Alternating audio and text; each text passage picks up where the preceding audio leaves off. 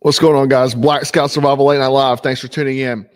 You know, before we get into the dark news of today, and I usually bring you bad news. So tonight, I thought I'd start off with something a little more positive, okay? Some good news, right? Donald Trump Jr., the son of the president, just got linked to the Pentagon's biggest drone contract. Turns out he holds $4 million stake in the company supplying those drones. Man, personally, I didn't know Don Jr. was in the drone business, but hey, everybody's got to eat, right? And the other good news is that young Barron Trump, at just 19, has amassed $150 million through the family's new crypto ventures. I guess that self-made streak runs deep in the Trump bloodline.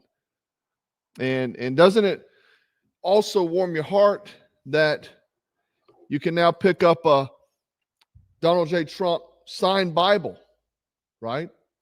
All the evangelicals out there, as Trump calls them, you can get a signed Bible. You know, they said he's touched by the hand of God.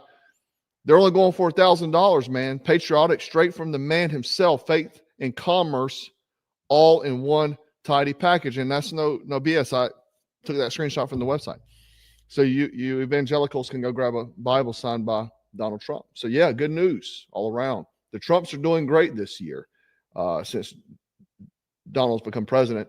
But I thought I know there's a lot of followers that follow me that are huge fans, and thought they'd like to hear some good news. The Trumps are doing very well. Now I did bad news. I had two buddies that went out of business, small business, in the past 30 days. The economy's just not going well for them. But and you know, I've heard a lot of my followers complain about the grocery bill. But man, hey, Donald Trump, MAGA. But while the top of the pyramid is getting richer by the minute, the foundation, the people at the bottom are about to collapse. Okay. Here's what's happening right now. The government shutdown standoff is putting SNAP, that is the Supplemental Nutrition Assistance Program, or what most people call EBT, food stamps, and talking about shutting them off. Over 42 million Americans depend on that program to eat, right? And if Congress doesn't sign off on funding, those benefits stop. Now, we're talking, and a lot of people are going to say, oh, they need to work anyway. And by and large, I agree. I do agree. However, there are some people that are disabled. There's actually a lot of disabled veterans on it. Apparently 1.4 million service members and vets. So we got, what's sad is we even have service members on this junk. And veterans, 22,000 active military, 213 National Guard, and 1.2 million veterans. Sad that we even have these folks having to be on this, you know, and there's a lot of people that are, you know, on it like a parasite that shouldn't be on it.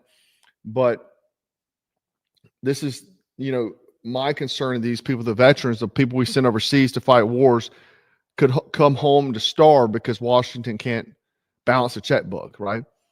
Now, this isn't just about hunger. It's about what happens after, because when people can't eat, they don't debate politics. They survive, okay? Now, I'm going to play a clip real quick. This guy is Speak Your Feelings podcast, and he grew up in the projects. He said straight up, when people lose their EBT, it's going to get ugly. And he ain't wrong. He ain't wrong, okay? Check it out. As y'all know, they done cut off the food stamps and the EBT. So that's 100% finna affect everybody that's still in the hood. Now, just before I continue, this guy is talking about his experience growing up. He is not on EBT. He's made that known. But he's saying for fact, when this happens, people in the hood, they talk about committing crimes. Or at least on Section 8, you feel me? We've been on it our whole entire life. You feel what I'm saying? Without it, you feel me? More people definitely would have been getting robbed. I ain't even gonna lie. With that being said, I know that the crime rate about to increase by like 5,000%.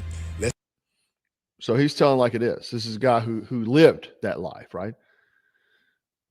I've seen also the street version of that economy. I've seen this in my own lifetime, is that people sell their cars for half the value to get cash. Okay. They do to fund other expenses. Whether it's right or wrong or indifferent, it's a fact. It's not, it's the government's fault this has even got to this point, but it's the truth. Okay. These people that are given these that shouldn't be on it. They should hold a job. Some are on it, and they're disabled or whatever reason. I can't talk bad about those people because I'd hate to find myself as a disabled veteran and can't eat. But there are a lot of people that are parasites on the system. We know that, and you can't even blame the people. You got to blame the government because they do that for control. They do that for votes. Okay. We know that. I've talked about this for years in videos. It was really a Democrat ploy back in the day. And what they did is they started separating black families, incarcerating the father, breaking up the home, incentivizing having children. And then the mother now doesn't have the provider at home. Then they say, hey, we'll take care of you. We just need your vote. Then this is how the Democrats have done it over time. Okay. But in the hood, this man is saying that they will rob. Okay. He said you're going to see an increase in crime. It's survival tactics, just like selling the EBT card for half the cash. I've seen it. You're going to see desperation turn violence, what you're going to see. And you don't have to like this. You don't have to like the system. You just have to understand simple math. Hunger plus desperation equals instability. And that's all I'm bringing to you tonight. I can't fix the system. Trust me, if I could, I would.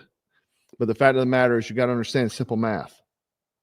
And if you think I'm exaggerating, history disagrees, man. 1837, New York City, the flour riot.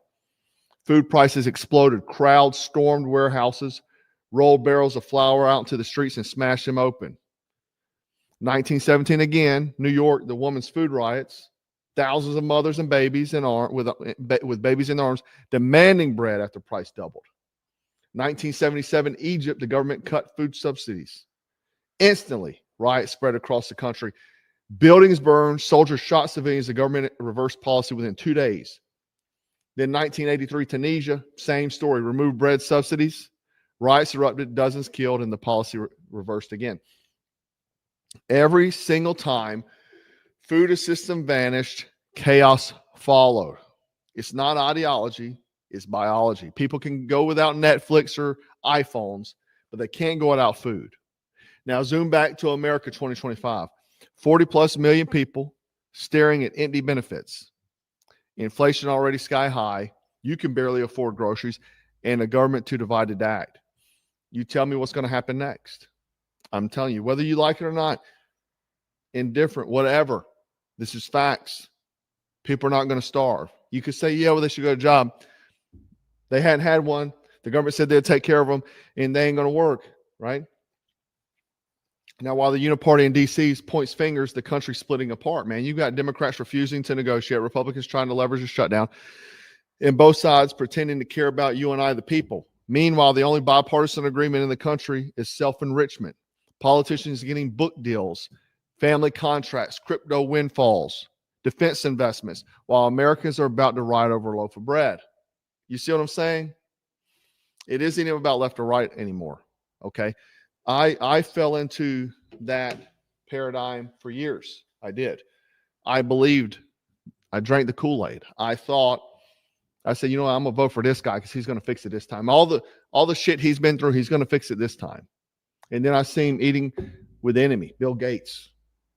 I see the Epstein rolled up, right? It's about rulers versus the ruled, okay? And I know I sound like a broken record when I say prepare, but every indicator says this winter is going to be rough. When the money stops, crime spikes. That's not theory, that's economics. Police department's already understaffed, man. Stores locking food behind glass. Go to your local gas station, you'll see the damn chips locked up behind glass. Looting waves are on standby. And once the dominoes start falling, You can't stop them. You can only make sure you're not one of the casualties. Stock food, protect your home, have cash, water, fuel, and defense gear ready. You don't wait for the government to fix it or to come save you. You don't call 911 whenever these criminals or these folks that turn to crime come for food. You adapt before it breaks. Now, this is the thing. I got a lot of hate last week. It was weird because I thought people that followed my channel probably understood me by now, or maybe they're only watching ones and twosies videos here and there. I don't know. I don't know. But this is the thing. I said before that I have bias just like everybody else.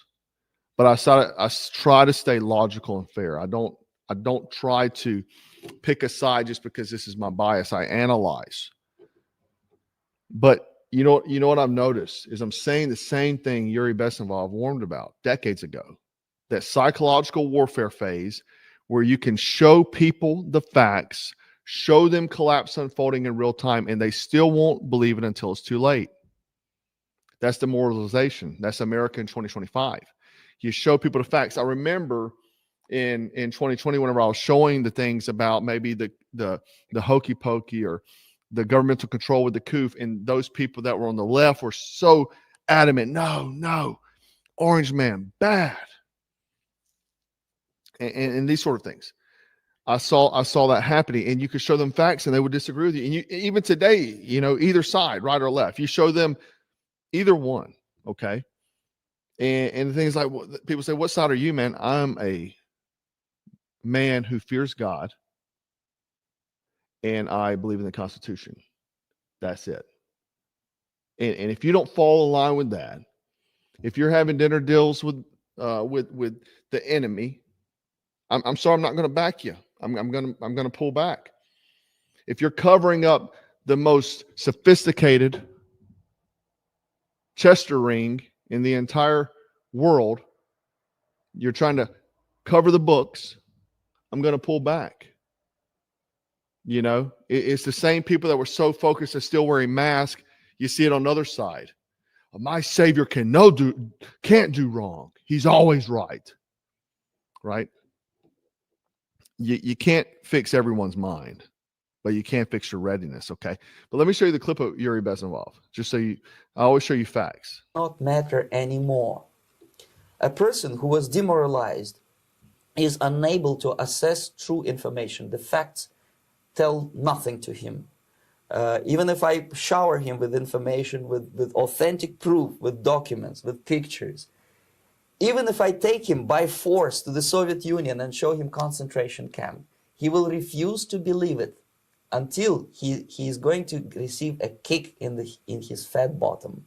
When a military boot crashes his balls, then he will understand, but not before that. That's the tragic of the situation of demoralization.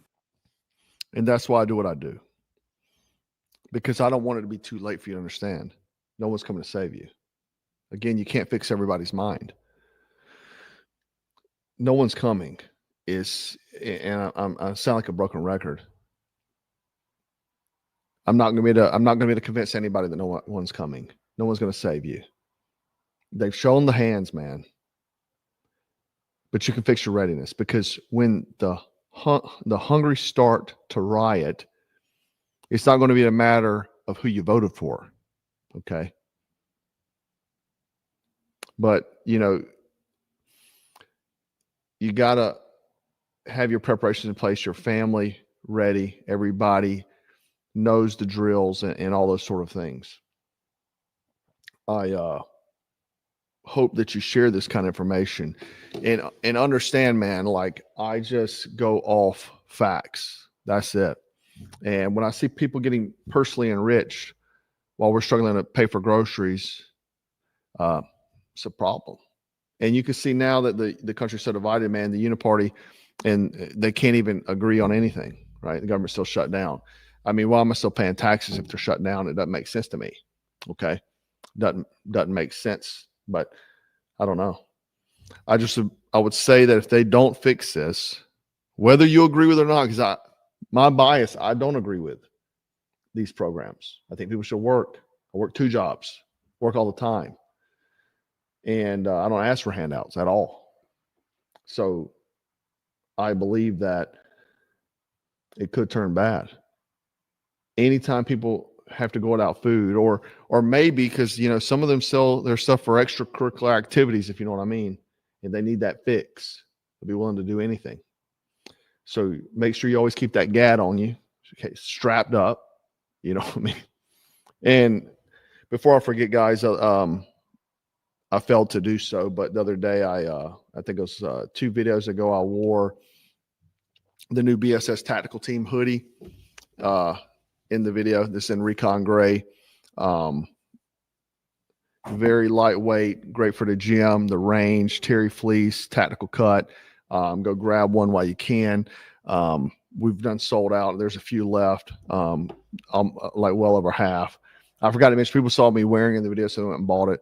But I always try to give my Late Night Live followers or viewers the upper hand, if you get what I'm saying, you know. But anyway, guys, let me know your thoughts on all this. And always stay alert, frosty, strapped, dangerous, armed, hard to kill, because winter's coming.